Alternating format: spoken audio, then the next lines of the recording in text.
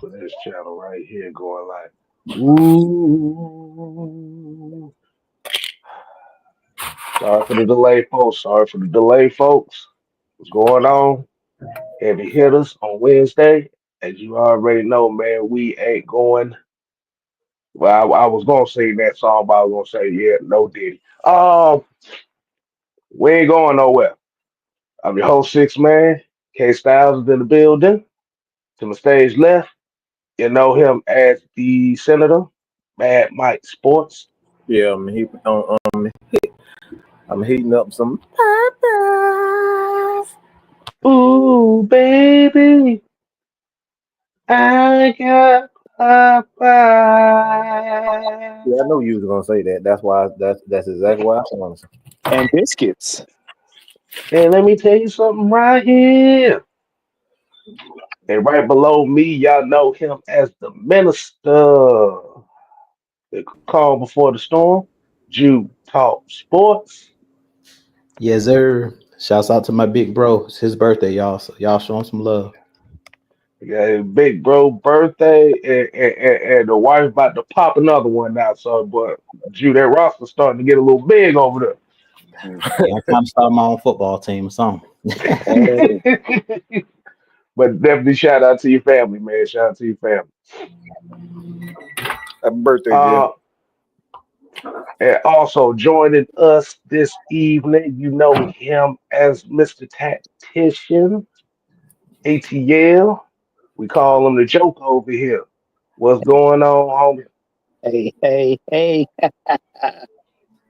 I hope y'all ready for that snow. I'm not doing nothing. I'm gonna be eating and drinking. Yeah, BP over here. Yeah, yeah. For those that know, and for those that don't know, should I do it one more time, Mike? Just Yeah, for the baby. loyalists.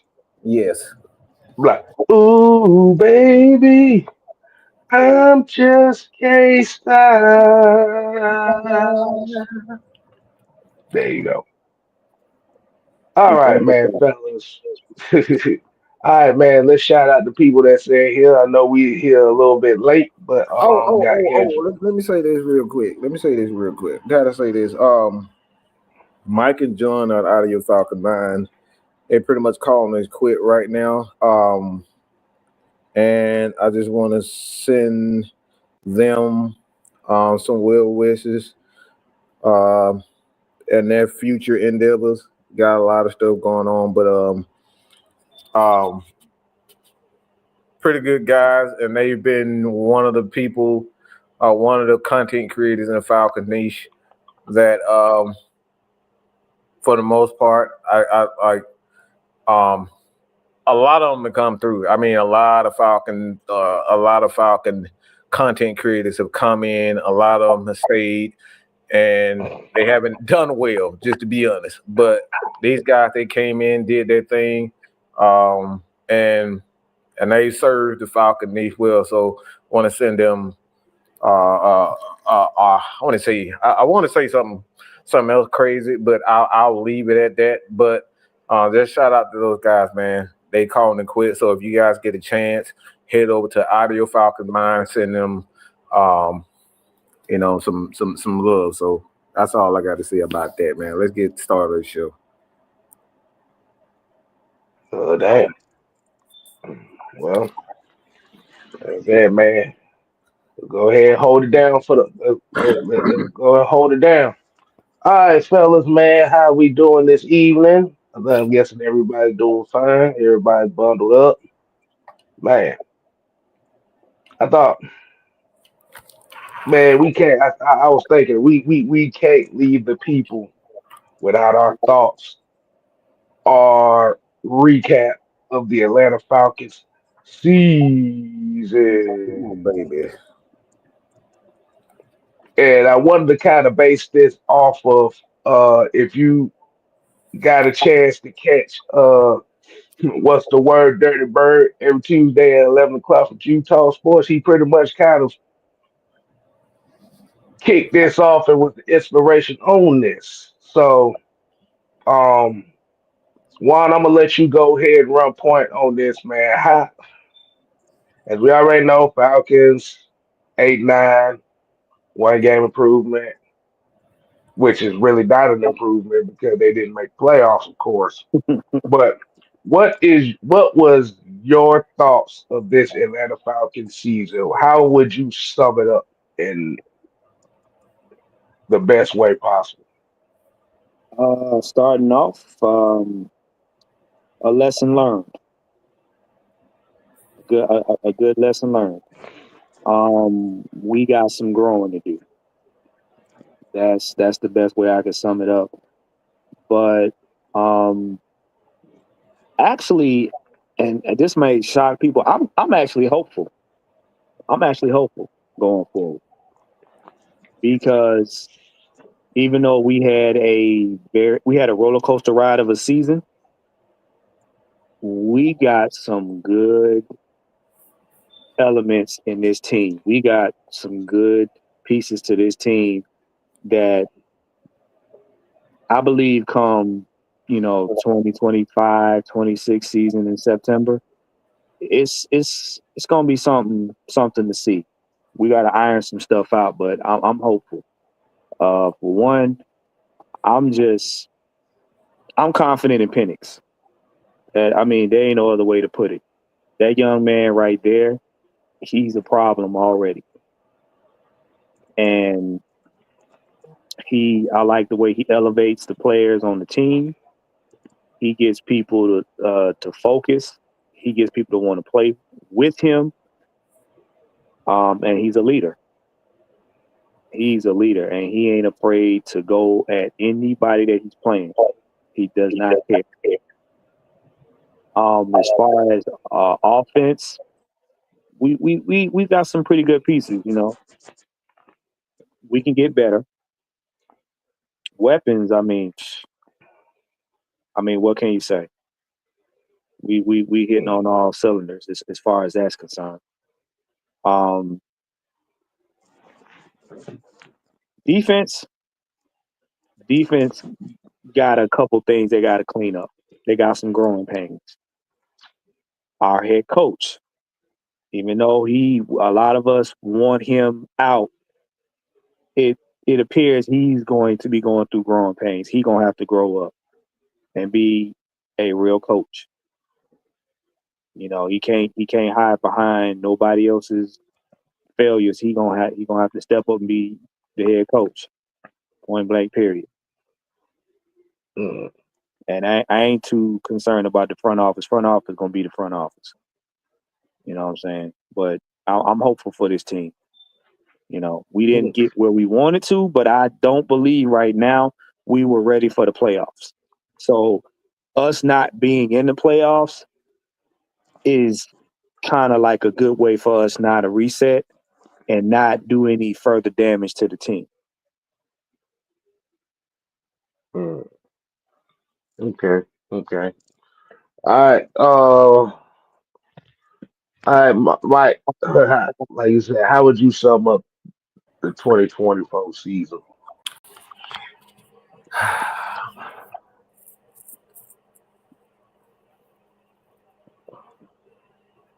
Um,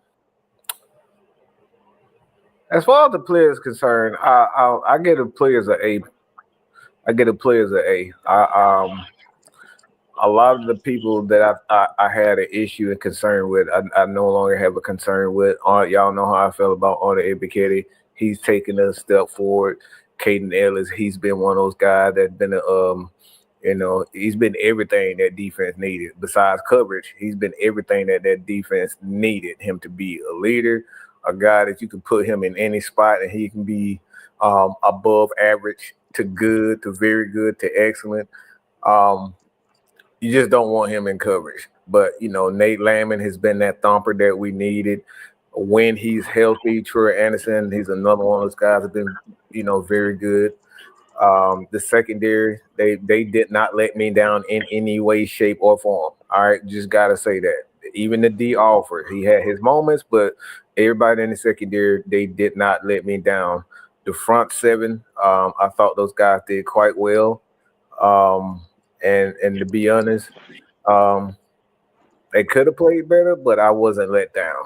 So I'm encouraged by what I see from the defensive side of the ball offensively.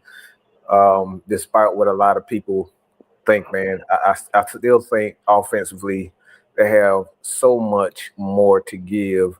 And Kyle Pitts, I think he handled this season well, um, especially with the constant changes in the coaching staff, running backs, Tyler Algier, Bijan Robinson, those guys that did a wonderful job, wide receivers.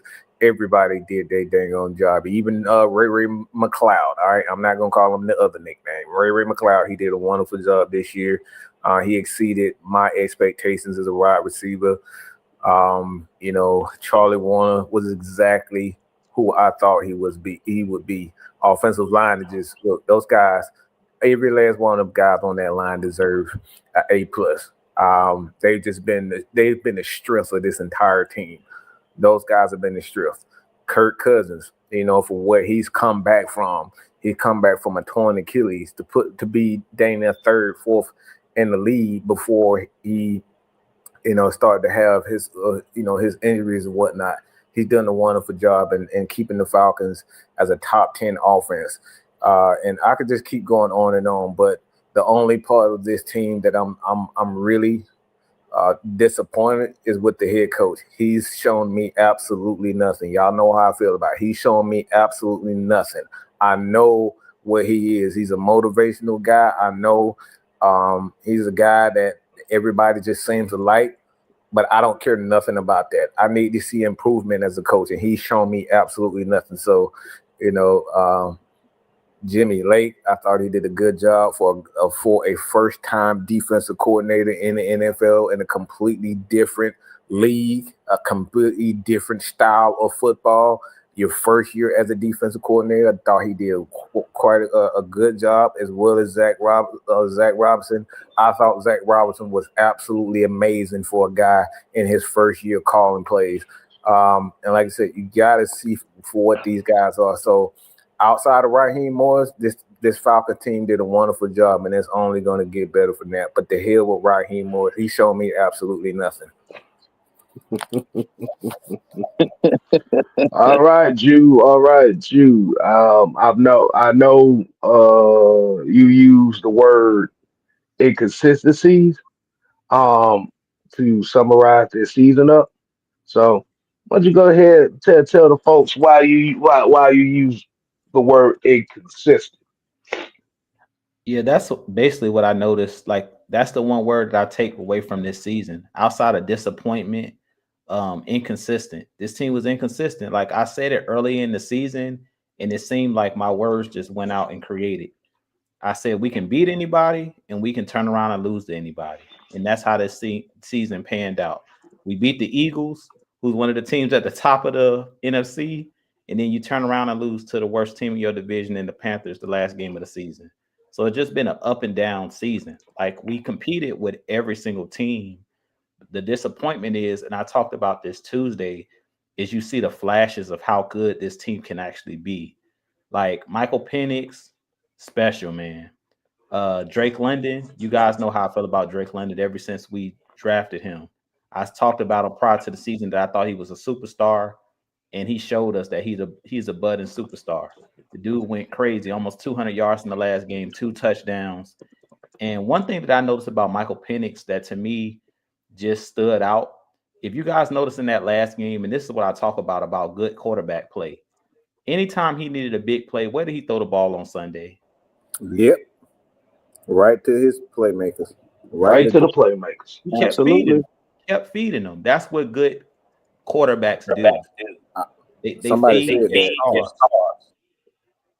So, like I said, man, I was impressed with, this team. I really feel like what Mike said, we still haven't seen the best because we still have guys that didn't even play. Like, think about it. We got Rondale Moore, missed the whole season. He's another guy that's very explosive. So if he comes back on this team next year, you thought that we were throwing the ball down the field this year. With Mooney, you add Rondale Moore with his speed and his agility, his ability to run jet sweeps, and his ability to go deep down the field on those over routes. Michael Penix is going to have a field day next year. we could easily be a top 5 offense next year. So I mean, I was just impressed with what I seen from this team, how much talent is on this team, and that's why I was so disappointed, is because I really still feel like we're the most talented team in the division. Guys like Braylon Trice coming back next year. If Troy Anderson can find a way to stay healthy, like we got guys on this team. I talked about it Tuesday. DeMarco Hellams, he was another guy in his first year that showed promise, got injured during the preseason, but he's another guy that you can play at that rover. You can play him in big nickel situations, bring him down in the box. So you got guys on this roster. I mean, this team is loaded, and then you're only going to get better because you're going to draft more guys. You're going to have free agency where you can, bring in more guys to help this team. But all in all, it goes back to what Mike said. It came down to coaching, and it came down to those 1 to 2 to 3 plays I always talk about that change those games. If you don't have the key fumbles, you don't have the drops, you don't have missed field goals. It just seemed like for whatever reason, every game it was some reason, and it seemed like it was a different reason every game. Kirk Cousins throwing 4 picks in the game, in that Chargers game. Like, you got so many games that were just right there for the taking that we just didn't capitalize. So I really feel like that's where the pain comes in and the disappointment comes in. It's like you had your opportunities, but you let them slip. For whatever reason, you didn't make the plays. But all in all, I'll wrap this up, K Styles, and I talked about this on What's the Word. Are we going to learn from our failures? Because this season was a failure. I don't care that it was our first year, head coach, this coaching staff's first year. They still should have made the playoffs because you got out to a 6-3 start. You had 2-3 game lead on the whole division and you squandered it. So are we going to learn from this failure? I talked about Andy Reid with you guys. He's a guy that kept failing with the Eagles, went to 4 straight NFC championship games, couldn't get over the hump, went to the Chiefs 2013, kept losing, didn't win his first Super Bowl until 2019 as a head coach. So all in all, what it's going to come down to is, are you going to keep building and improving? Because this Falcons team can get over the hump, but they're going to have to keep building on what they started this season. And you're going to have to learn from your failures. All of the greats did it. Michael Jordan, he couldn't get over the Pistons. He couldn't get over the hump. LeBron James, he couldn't get over the hump. The early Pistons teams beat him.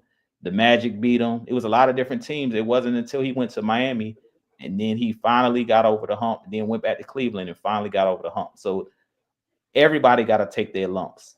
It's no quick way to success at the end of the day. We got to learn from our failures. Don't let the failure define you. Is this team going to allow the 2016 and the former Falcons, team's failures? Are they going to let that be who we are, or are they going to step up and stand on business and learn from the failures? That's what's the most important thing. And I'll leave it at this, K Styles. One thing that I liked out of Grady Jarrett from what he said, he's not trying to run away from it. He's like, I can go play for another team and possibly win a Super Bowl, but he wants to get it out of the mud. He wants us to do it right here in Atlanta, where he's a native. He wants to win here.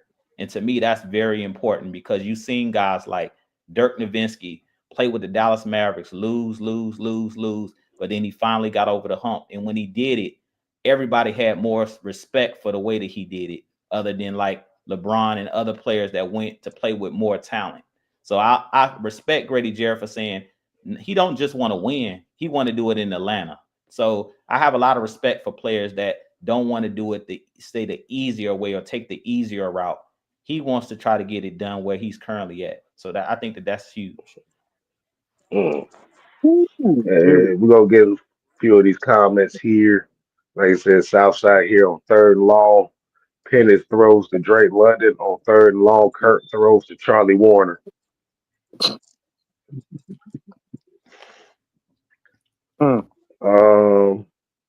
D. Coleman here was said Penix just need the reps with the wide receivers. We put him in an unfair position and he made winning plays. That's facts. That's facts. Um, let's see. Hold on, there's a couple more, and I'm gonna get to my thought. Um, John St. Clair said, I will be willing to give Raheem some slack if he had some humility. He didn't see it. And Southside here said, well, there goes the hell with Raheem Moore statement right there to show. Yeah. Okay, after you go, Jew is actually on to something, man. Yeah, Mm-hmm. a lot of people that paid no close attention. Jew was on to something. Right. I'm gonna expound on it after you get done. Right. But 2024 was a tale of the season that should have been to me. Um, and I'm kind of going to reiterate basically the same things you said. It was inconsistencies here and there. The biggest disappointment that I had with this season was that we saw Bijan Robinson take that next leap as a running back. We saw this offensive line being able to control these games. The balance offensively that we haven't had in years. Uh-huh. And I mean years. The last time the Falcons offense was this balanced was 2016. Mm. But I like I said, I just hate it for these guys because the expectations of this team was playoffs or go home. That's what a lot of us Falcon fans was looking for this season. And the greatest issue that we had was a lot of times we played down to our competition. A lot of times it almost seemed like the Falcons itself was taking games for granted. And we took so many games for granted that once we got to a point where it was no room for error, we couldn't get it done. Jew said the Chargers game. The Seattle game was another one. Washington game definitely won. Saints. Hell, we can even go earlier in the season. Mhm. Steelers. These were these were games that could have been won, but like I said, our own arrogance, this team's arrogance, found a way for it to lose. And like you said, we didn't get a chance to see Rook a lot. We didn't get a chance to see Brandon Dorless. Like you said, Braylon Trice being out. It's a lot. Like you said, it's a lot of Joker cards. It's a lot of spades that haven't been played yet. So yeah, like I Mhm. said, 2025 will be a season to where I would hopefully. Now I ain't even gonna say hopefully. I know I will see the true potential of what the Atlanta Falcons can bring. So, Kale, one of the reasons why, like, I think it's very important that, and this is something that I live by personally. So, me saying this, I think this is very important. Um, as you probably know, I'm a man of faith, and one of my favorite scriptures is Proverbs 28:13. And it states, a person who refuses to admit his mistakes can never be successful. But if a person who confesses and forsakes those mistakes, another chance is given. And I think one of the things when you look at the Atlanta Falcons, and not just the Atlanta Falcons, I don't like what I heard from our head coach. These were mistakes that this man made, clear mistakes. You saw this team lose the exact same way, playing that off soft coverage time and time again. We saw it time and time again, playing 5, 7 yards off, having your DBs 10, 20 yards down the field. And these guys get their behinds blown out by veterans, by rookies, time and time again. But what did our head coach and our defensive coordinator do? They went right back to it. It failed. This philosophy has failed time and time again. And then you go in with an arrogant game plan, thinking because this is the Carolina Panthers, and this is a young rookie who they benched, and he came in here and threw for five. He had 5 touchdowns on the game. A young quarterback that got benched, but your arrogance, because you did not want to admit that the game plan and the thing that you were doing was a failure. It failed. Mm-hmm. You did it time and time again. This is what Kev talking about the arrogance. It did not work the first 12 times you did it. But because you were arrogant, because you were so focused on what you wanted these things to do. You wanted these things to be successful. And then you went out of your way and at the end of the press conference and said, these guys, their vision was off. You pointed the finger at your DBs and said somebody in the secondary, their vision was off. No, Negro. Your game plan, the first 20 times we did it, it didn't work. And you went right back to it. So this is the reason why I say, like, this Atlanta Falcons team, these guys are very good, but our arrogance is going to get, you got to be willing to admit when the game plan that you are constantly losing by, constantly getting smoked by, you got to admit when it's just not working and try something new. And this is one of my things when I look at Raheem Morris is why I'm not going to let up until I see a consistent a coach that is willing to admit when that game plan ain't it. Well, I'm gonna use an analogy here. And Ultra Shadow here said this season was really disappointing. Playoffs was the expectation, but we blew it. Shaking my head. Yeah, I'm look. And Ultra Shadow, I think you're gonna not like this analogy I'm about to use, and I'm gonna let Juan get to it. The Atlanta Falcons were Dr. Robotnik. Oh boy. Wow. We was Eggman this year. We thought we had all the answers. We thought we were smarter than everybody. But what did you see happen with Eggman? He always beat Robotnik the same damn way. Mm-hmm. No matter what contraption he used to try to beat Sonic and get the Chaos Emeralds, Sonic whooped his ass the very same way. The same way. Well, being that y'all saying that and being what you just said lets you know there is a disconnect in humility because the players believe in this team.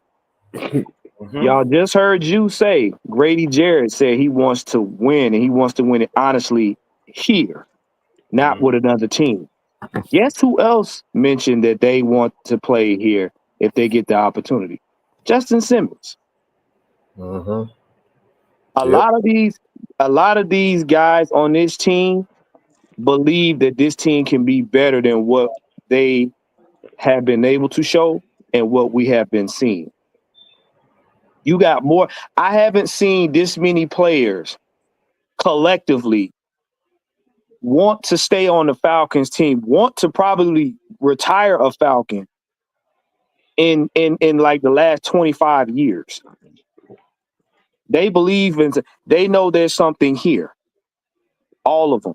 They believe in their quarterback. They believe in each other.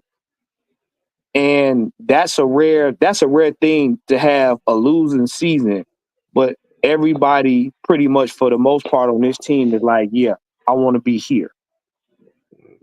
You got players right now that 10, 15 years ago, we wouldn't have been able to get them because they wouldn't have thought twice about this Falcons team, even in free agency. You know how many times Matt Mike then came on here talking about how players didn't want to play for us because we weren't it? And this is why I go back to saying, when you're a head coach, you cannot squander these guys' careers because they had a mindset that we want to play here. They want to play for Ruff. As crazy as that sounds, they want to play for this man. So humility needs to be had. Now, I seen somebody in the comments talking about where were the Emeralds. The Emeralds are the players on the team. You got the Chaos Emeralds right in your hands, and you don't even know how to use them. We could be supersonic right now, but you haven't figured out how to get the inconsistent. You know what? Let me put it like this.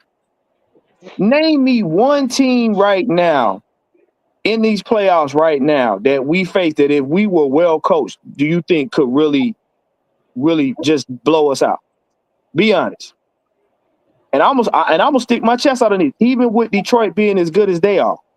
If we were well coached in situations, that would be a nice game right there. That would be a nice game. Like you said, the problem is like you said, because it was such an expectation for this team, and like you said, the type of players that we have and the evolution of a lot of players. For example, B. John Robinson, Drake London, uh, Caleb McGarry, Matthew Bergeron, Tyler Algier, Arnold Ebiketie, AJ Terrell, Zach Harrison, Cade Nellis. Like you said, with these guys kind of taking their games to the next level and showing that improvement, like you said, it gives the fans hope as far as the team being able to take that next step.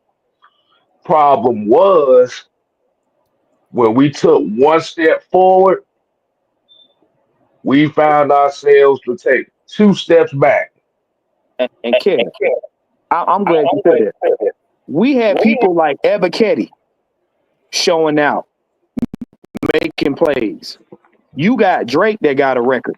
You had, what is it, 2 wide receivers, almost 1,000 yards. No, broke 1,000 yards, I believe. You got, you know what I'm saying, your old lineman, Pro Bowls. You got your rookie quarterback. He's already a star in the making. You got both running backs doing their things. You know what I'm saying? Like, you got gems on this team.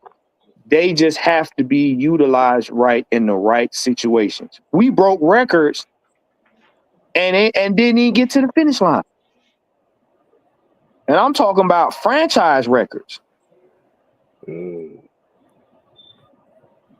All right. So the next part of this is who would you give the MVP of this team to for this season? So I'm a do by like different positions, or I'll say the offense, the defense, special teams. The defense, I'm gonna go ahead and give it to Caden Ellis because the dude had over 150 tackles, 5 sacks, an interception. Like the dude did it all this season. On defense, to me, he was that guy that stepped up, especially with Troy Anderson going down, because I thought he would have a bigger role on this team. So he had to basically, bear the burden of doing everything. And I really feel like he could have had even more sacks if Troy Anderson would have been out there. But because he wasn't out there, because he was probably the most athletic linebacker that we had outside of Troy Anderson, he kind of had to stay in the middle of the field. But he still got to, bring pressure and things of that nature. So he gets it on the defense, hands down to me. The offensive side of the ball is tough because we got a lot of guys that balled on offense. I would say it had to be between Bijan and Drake London, those two guys. But if I had to give it to one of them, I'll give it to Bijan Robinson because I feel like the identity of this team is the running game, and everything should start and end with the running game. Like everybody forgets the greatest show on turf. Marshall Falk was on that team. He was the guy that opens up everything for Torrey Holt, Isaac Bruce, the guys down the field because you can't just run up field and just rush Kurt Warner because guess what? If he hands it off on the draw play, guess who's wide open, got lanes wide open to run through? Marshall Falk. If you get screaming downfield and all of a sudden he throws a screen pass, Marshall Falk got all that room to run with blockers out in front of him. So I really feel like Bijan Robinson unlocks everybody else because when he gets going, that was my biggest problem with Zach Robinson all season is he didn't understand how to set up plays. You get first downs, you running the ball, then you come out in five wide with no running back in the backfield. No, when you running the ball that well, that's what opens up the play action because they have to respect that running game. So I really feel like Bijan Robinson's our Marshall Falk. He's the guy that's going to open up everything for Kyle Pitts, Mooney. When you running the ball well, all eyes got to be on him, and then you got to drop that safety down, which means Mooney on the opposite side of Drake London, he's in one-on-one all day. So that's why he was cooking all year long because you got to double Drake. You got to double Kyle Pitts. That means Mooney going to cook. Whoever your second or third corner is, and we know the way Mooney runs his routes, he's going to always have man-to-man, like one-on-one coverage.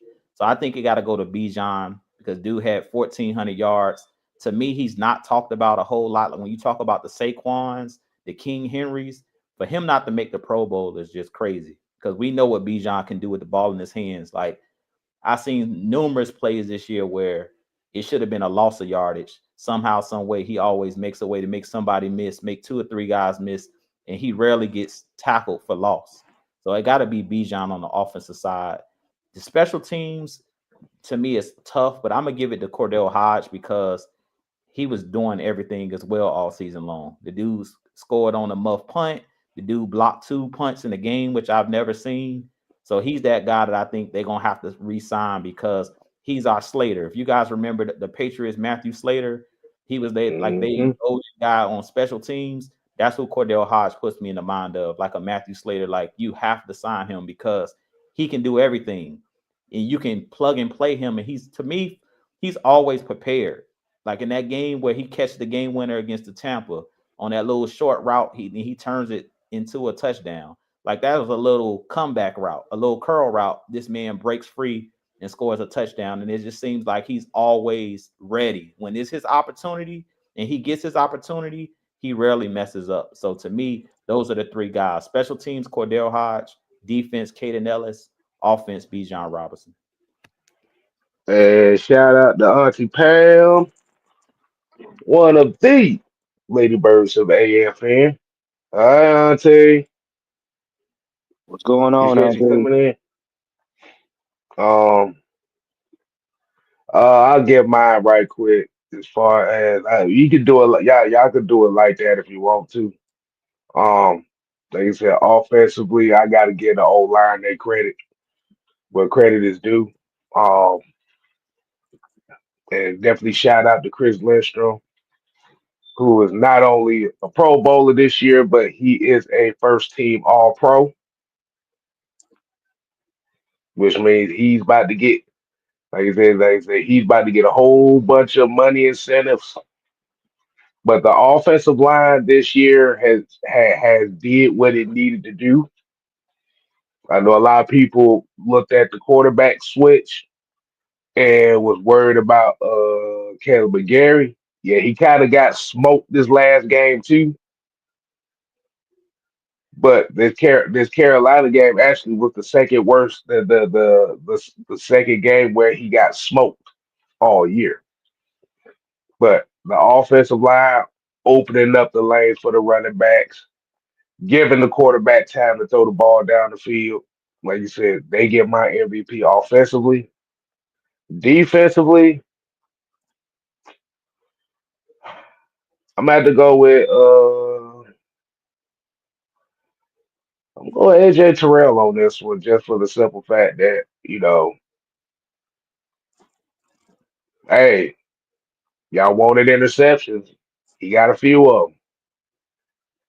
But the one thing they did right defensively was they allowed AJ to travel with the best receiver on the field instead of having him on one side playing scared. But he's held his own. And special teams, y'all gonna laugh at me when I say this. I'm gonna give it to Liam McCullough. How about that? Let me say that again. No, I Le- agree. Le- Leon McCullough. Outs, When you outs, don't outs. have any issues there, that's a great job. We don't Hey, hear that too Right. much. That you're doing a how many wonderful job. times did they call his name? No. There you go. That's enough. It ain't Leon McCullough's fault. Who missed the field goals? Mm-hmm. Right. Oh See, man. I show love to the positions on the field. Ain't nobody gonna do. So there you go. I'm gonna get mine out the way. They quick. Offense. I'm gonna give mine to Mike Penix and Drake London. Um, they they've been doing their thing. I like where that young man is going. I like the fact that he can command his offense in a winning game or a losing game. Doesn't matter. He unshakable. And his arm, that accuracy he got is scary. Drake London, I like it because Drake was normally having drops and stuff like that, which he has occasionally. But when it's time to show out, Drake comes through in the clutch. I Mm-hmm. give it to that young man, and he's becoming that. He is that dude. He's a problem. He's a problem. Defense, I'm gonna say Caden Ellis and AJ Terrell. Y'all was always talking about he wasn't no shutdown corner. Well, you got one. You got one. Because that young man has been shutting people down. Caden Ellis, yeah, he was all over the place. And when I say he did some of the most disrespectful tackles, yeah. Special teams, K Styles, I'm gonna go with Leo. I'm with you, bro. If your I was name going ain't called, look. I was gonna say Bradley Pinion, but like I said, I wanted to show love to the one position that definitely gets no love in football. And that's the long snapper. yeah, man, yeah, yeah, he. If your name ain't called, you doing your thing. So that's mine right there. Well, okay, what you got, Mike? Well, I'm gonna start with the defense, and I gotta start with this guy. And y'all probably gonna think I'm crazy for this, but one of the most difficult positions to play on the defense side of the ball is actually the slot corner. So I'm gonna give D Alford his love. All right, that is one position in the NFL that every offensive coordinator comes out and they deliberately target these guys. They don't target AJ Terrell too often. They don't target Mike Hughes often. And I think D. Alford did a wonderful job all year long at tackling. Because one thing about that slot nickel corner position, you got to be a great tackler. You have to, for one, you have to be kind of a mix between a safety and a corner, which is essentially what's the position?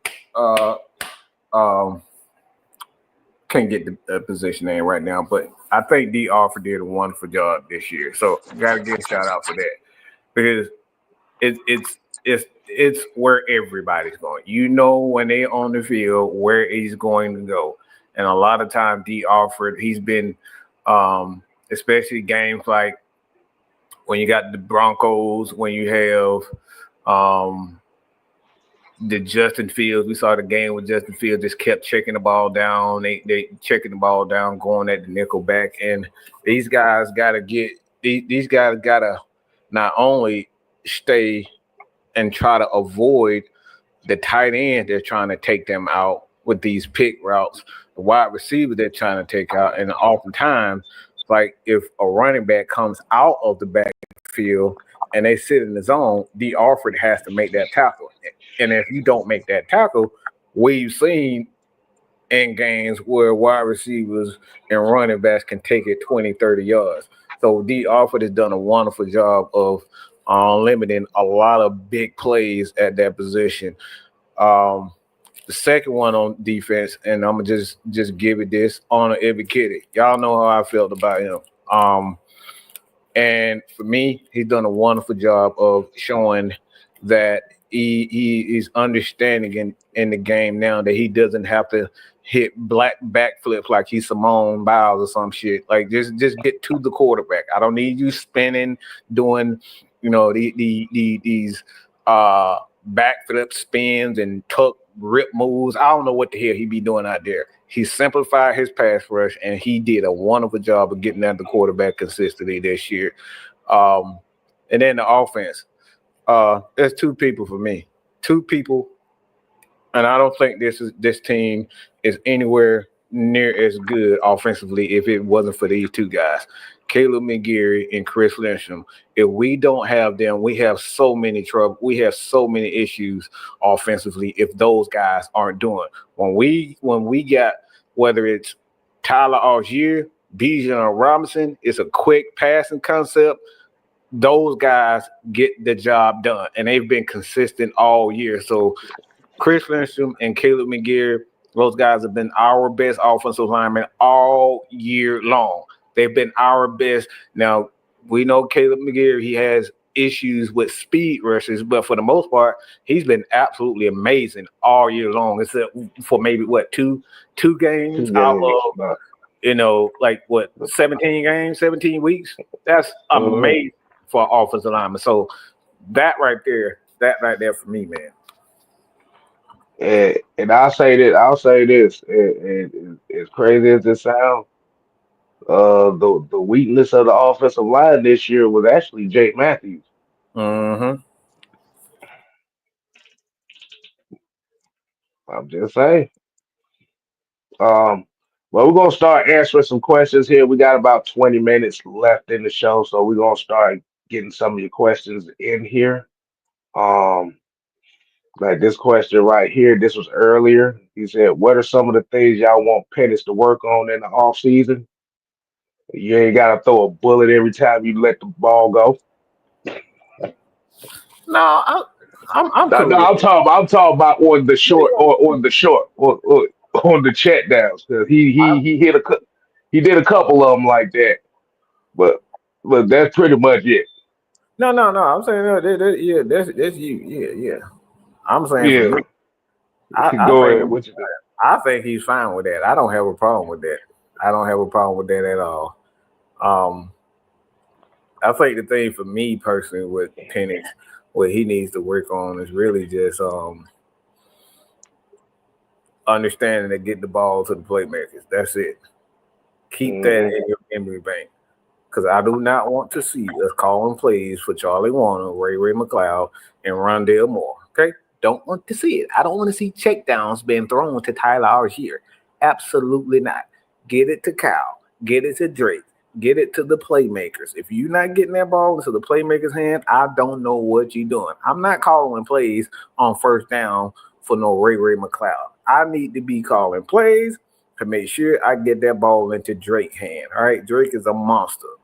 Those guys do what they do. That's all. So for me, I understand the ball need to be in the playmaker's hand. You think that like even this year, you think Lamar Jackson is up here thinking that he need to check the ball down to his fullback? No, he getting into Likely and he getting into what you call hands.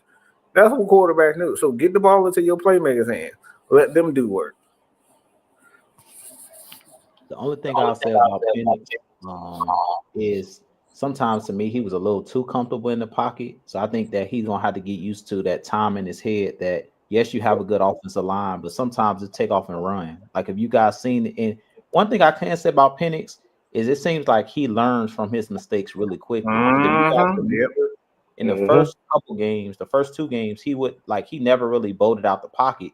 But in the last game, he scored that touchdown in the red zone where he ran and got to the pylon. So that's the only thing that I'll say. If I want to nitpick, it's just sometimes I think he holds the ball a little bit too long because he's just comfortable and he's so patient. But sometimes I'm like, you're an athlete. Don't forget, yeah, you do throw a pretty ball, a pretty spiral. But at times, if everybody got their back turned to you, just take off and run to get a first down. Like, don't just sit there. Even though you can throw, we've seen that he can throw the ball with very, great accuracy, even in tight windows. But I feel like some of the risks he took, he didn't even have to take it. He could have just easily ran for a first down. But it's like, for him to be a mobile quarterback, to me, he's very patient when he is very decisive as far as when he picks and chooses to run the ball. But I feel like it was a lot of times where he could have just pulled the ball down and ran and got a first down. But he just kind of just sat there in the pocket and either made a tough throw. Like if you guys go see that throw that he made to Hodge on the sideline, which I still don't know how he made that throw because I thought he was throwing it to the other guy and he ended up hitting Hodge on the sideline. It's like on that play, he could have easily just took off and ran, but he just, for somehow, some way, he scores that ball in there. So that's the only thing that I about Penix is sometimes you just take off. I mean, you got the legs and just protect yourself. If you're gonna run out of bounds. You ain't got to take unnecessary punishment because we know he's had a lot of injuries in his past. So I think that's one of the reasons why he's kind of reluctant to take off and run. But if I'll say anything, it's just get that clock in your head that you want to be. You don't want to hold the ball so long that you make your offensive lineman get a holding call. Because sometimes quarterbacks are the reason why a hold is called because they're sitting there holding the ball so long. That's like, bro, I can only hold up for so long at this point. Just throw the ball away or take off. You know what? I do agree with you, Kim. For whatever reason, when he has a problem. I've noticed with Penix, it's only to the left side of the defense where he kind of throws the ball to. I don't know if it's his footwork, but he does kind of throw the ball too hard when he's aiming towards the left side of the defense. I have noticed that. Yeah, like you said, it's just a little nuances like that. Like you said, I know we've all seen it in the last three starts a couple times, but at the same time, I like you said, I don't want him to get in the mindset of okay, I need to take something off I was all the time. I was just about to say that because that's how you end up getting picked off because you try to be fine. Exactly. It's, So it's almost it's almost like he tries to beat his defenders. It's like he knows he can get the ball out quick, but it's like Hmm. that left side is like, you know what? I gotta make sure I beat my defenders. So like if I see you open, I'm launching instead of being Hmm. able to adjust his throw based on the situation. Right. Mm-hmm. I say pick and But choose. Like I exactly. said before, pick and choose. If it's a fullback, and he catches a lot of times with his body. Like I noticed, I talked about this Tuesday. Ray McLeod is not a natural catcher of the football, so he catches the ball a lot of times with his body. That's why that ball popped up like that. You got shoulder pads on. You can't catch no bullet, especially you jumping with your chest. Exactly. You catch it with your chest, that ball gonna fly up in the air. That's just how it's gonna happen if you don't catch it. So that's why I say you got to know who you're throwing it to. If I'm throwing it to my fullback in the flat, or I'm throwing to a Raymond McLeod, sometimes you just gotta layer it. It ain't that he can't throw it with no velocity, just don't throw it with as much velocity. Like guys like Pitts, uh, London, they catch the ball with their hands. They natural catchers of the ball. So when even though he's throwing that bullet, they'll catch the ball away from their body, so it's not gonna bounce off of their pads. That's the only thing that I would say. Now, is it his fault that Ray McLeod is catching? They don't teach Ray McLeod or any wide receiver in the NFL to catch the ball with their body. So that ain't his fault that Ray decided to try to catch it with his body. Most Hmm. likely, they're not gonna say nothing to Penix. They're gonna chastise McLeod. They're gonna say catch the ball with your hands. That's why we had the jugs. That's why guys work on Hmm. those jugs. I don't see nobody on the jugs catching the ball with their body. You do that to learn how to catch it naturally with your hands. That's the whole point of them Hmm. jugs. And you know what, I think you right on that. Well, tries to catch it with his body because he has a propensity not to wrap the ball up. He don't secure the ball when he get it a lot of times.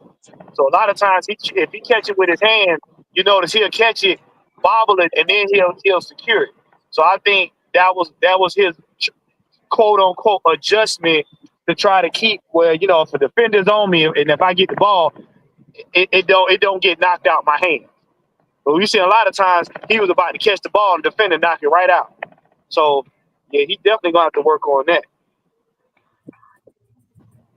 That's why I might call him Ray Magoof. Look, that's Rufus boy. That's Rufus boy right there. Rufus boy. Rufus boy Magoof.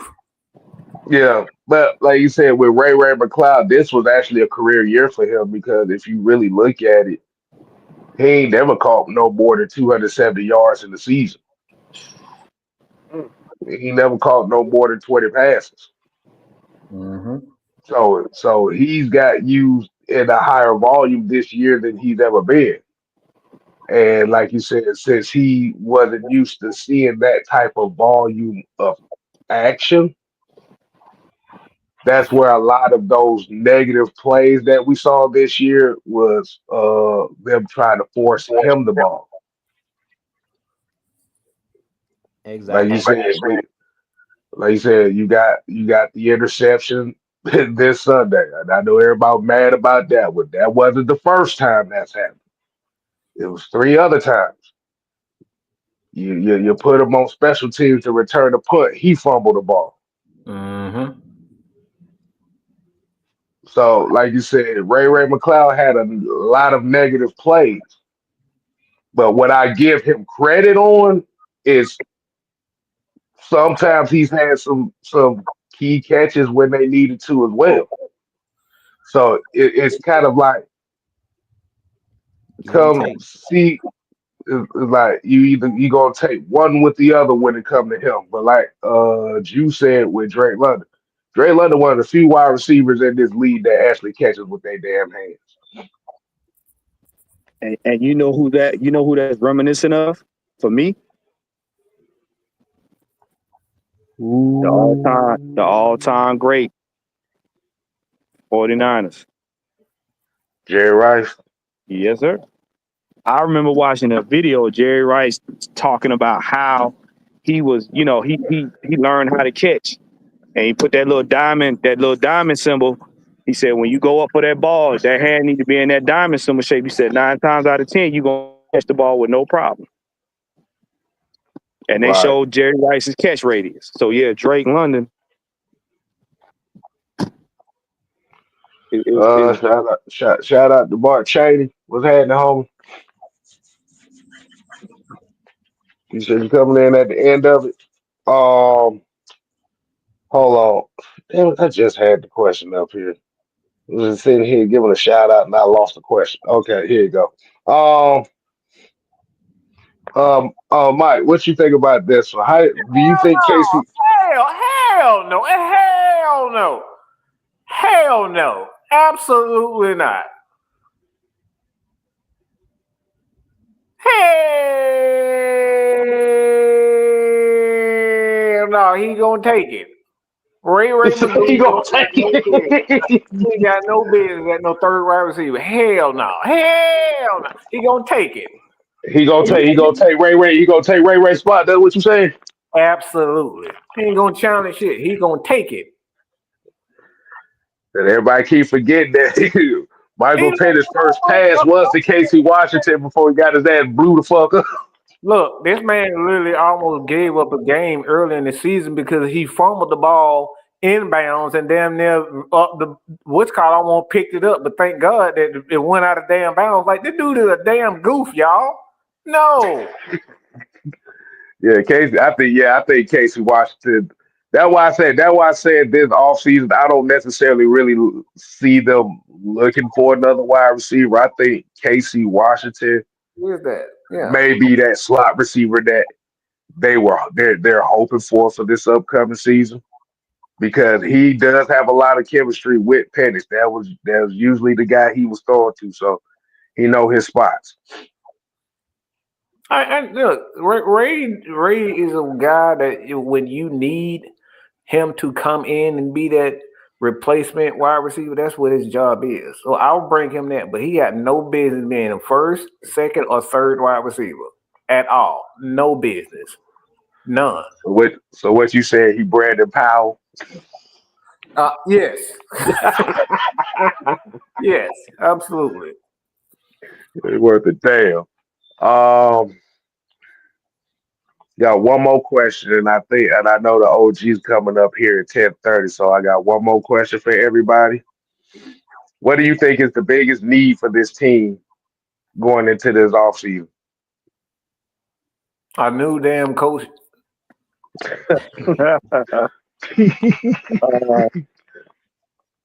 Some of those guys are. Oh, okay. I know this is gonna irritate Mike's soul. So some more slobber knockers up front on our defense, because for some reason or another, and I'm getting a headache thinking about this, Raheem is going to try to implement that LA Rams type defense. And if you're going to try to do stuff like that, you're going to need the personnel to do it. Now, Mike, I know you're going to need some Alka-Seltzer after I said that, but I already got a fart, y'all. But I feel but I'm just saying, if you're going to use that system, at least get the personnel that's going to be able to make it happen. And I got a feeling that that's what we need. We need them upfront guys so they can get home. D. Coleman talking about, you said Jared Bernhardt would have took Ray spot. Look, Ray is good if you need a fourth wide receiver. You need him to come in and replace somebody. That's his role. I will bring him back for that. But if if you're targeting him that much, no, you're doing something wrong. What you say, Mike? You should only be fussing at Rufus Boyd maybe once a game. Right. Look, if I see him kick another ball like he out here playing, what you call that? Not badminton, but you know you play. He what he say? He kicking the ball like a shuttlecock. Yeah, like no, I don't. Nope. That dude goofy, man. He goof. He can't help it. He cannot help it. He just goofy. They look, there you go. Rufus stole his targets, bro. He crawled on his knees to trying to get the ball back, but this man, Kyle Pitts, can't even get somebody to target him. This dude, look like, come on. He done dropped the ball, the ball done hit him in the head, hit him in the nuts, done circled around his head one more time, and then came back down to his hand, and he does that. And we can't even get them to throw the ball to him one time. That man, Ray McCloud, done gave everybody that dang go heart attack, but we can't even get them to target Kyle Pitts. Man, come on, bro. We can't. That's why I said that's Rufus Boyd, because Rufus don't be doing nothing with it. Look, he can't help himself. That boy goofy, man. He can't help himself. All right, Jew, man. What do you think is the biggest need for this offseason for the Falcons, man? Middle linebacker. I keep saying it over and over again. Like I said this. I don't know what week it was. I think it was like week 3, 4, or 5. Yeah, Jew. We had this conversation, and that's the conclusion that we came to. Yeah, y'all had the conversation. I think it was y'all were actually on the originators, I think. And I said, Raheem Morris, if you're gonna run Dan Quinn's defense, do it right. At least Dan Quinn, when he was here running that soft zone coverage, he actually had linebackers that could cover. Deion Jones is one of the best coverage linebackers. If you're gonna have guys in space, don't have Judon in space. Don't have Caden Ellis. Definitely don't have these guys cannot cover. That's not what they are. They Bruh, that shit was so funny, boy. When Miles Sanders scored that touchdown Sunday, and they panned it out. They showed Judah with shade outside. I was like, oh no. Look. I'm sorry, but Judon, anytime he go to cover somebody, he look like Love Chunks. He look like he just chasing after somebody. And it's so bad because he's the only one out there with red sleeves, so you can't be confused on who getting burned. You know the commercials. You know the commercial when you got that fat person that's chasing after a hot dog or a hamburger or something. That's what it looked like him cooking.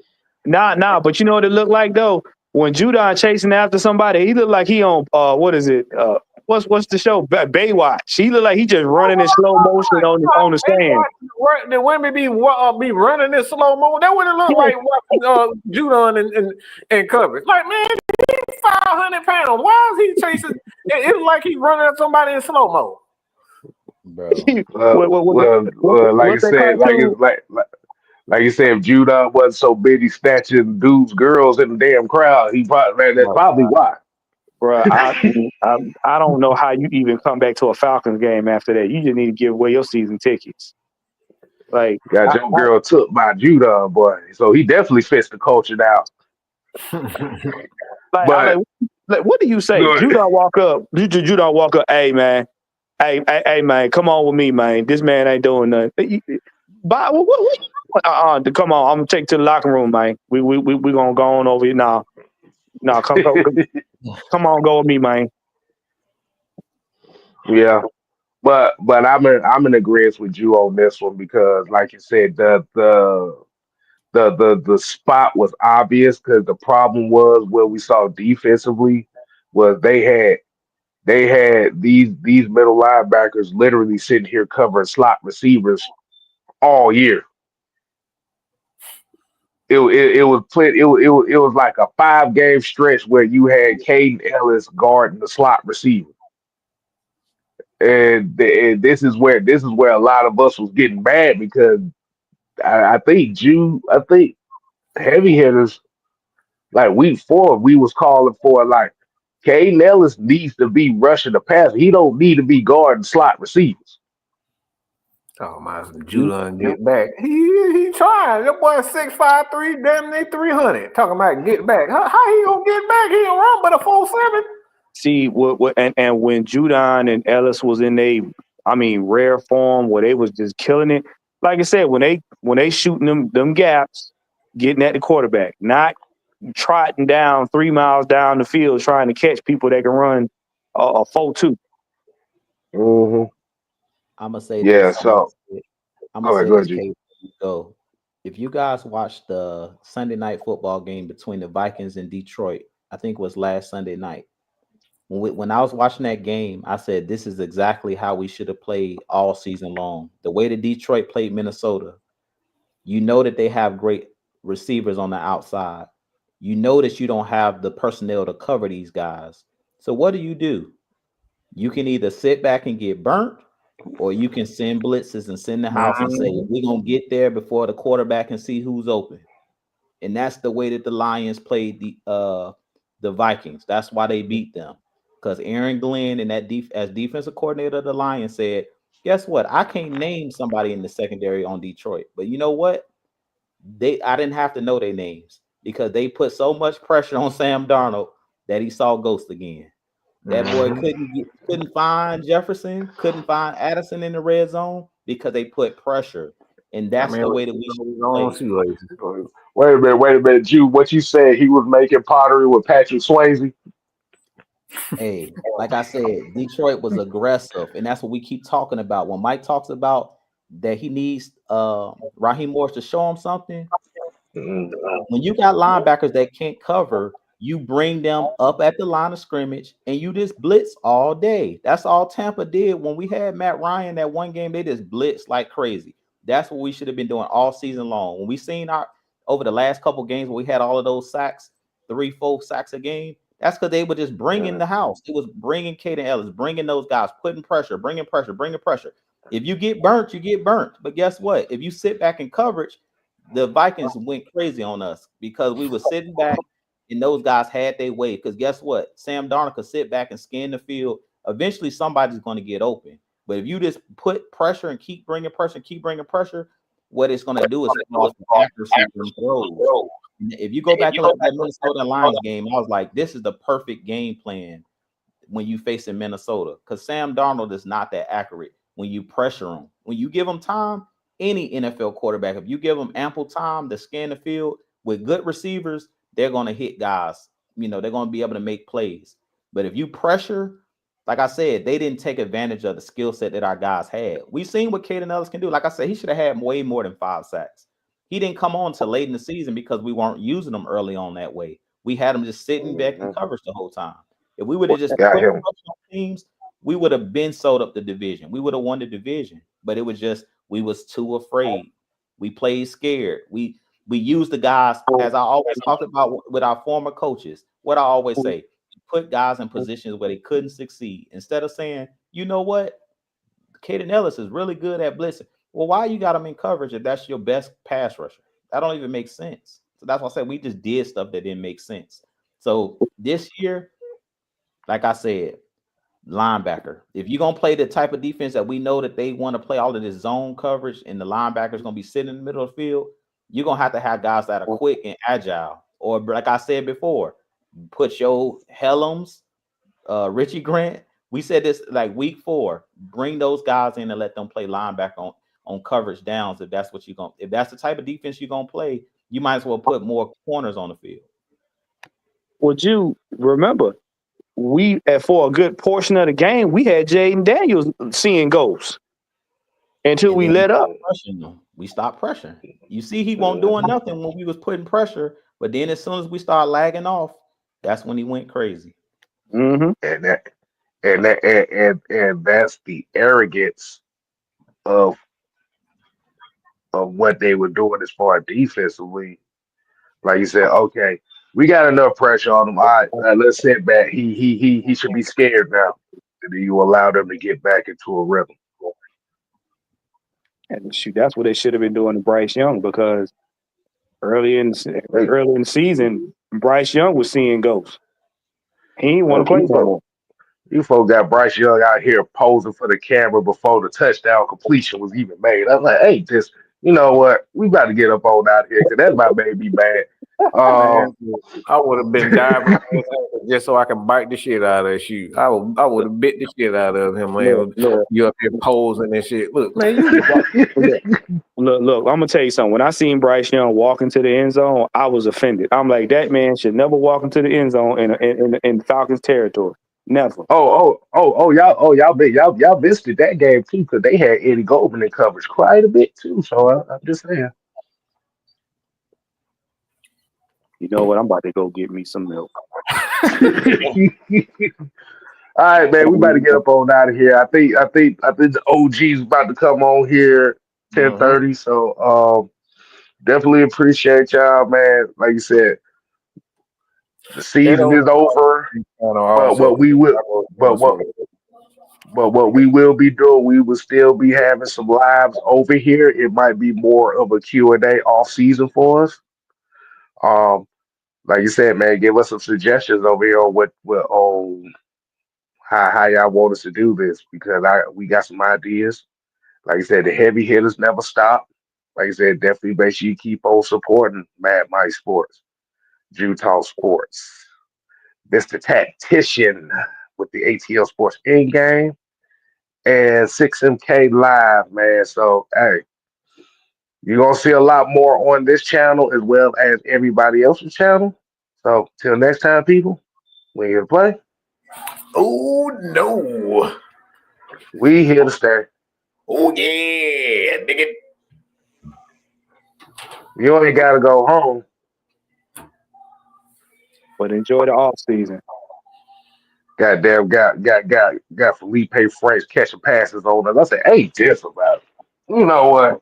We not doing this. I don't have no whiskey. I'm trying to stay sober. I'm like, damn it, man. Felipe Franks over here taunting. I'm like, yeah, there's some BS right here.